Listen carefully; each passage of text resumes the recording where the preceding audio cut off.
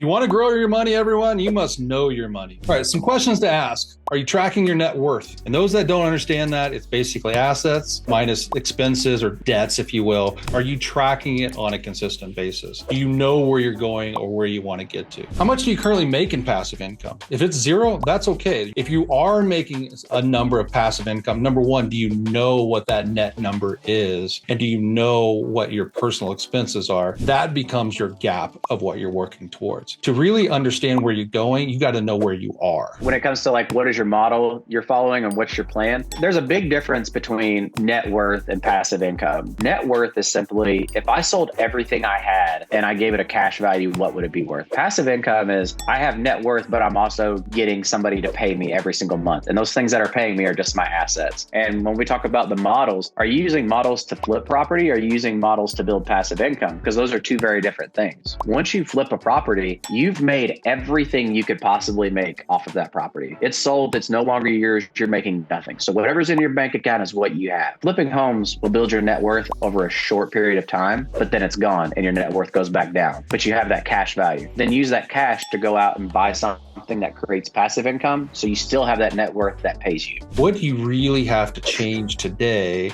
that would get you into action towards passive income? Lastly, what is your freedom number and what's the exit strategy and by when?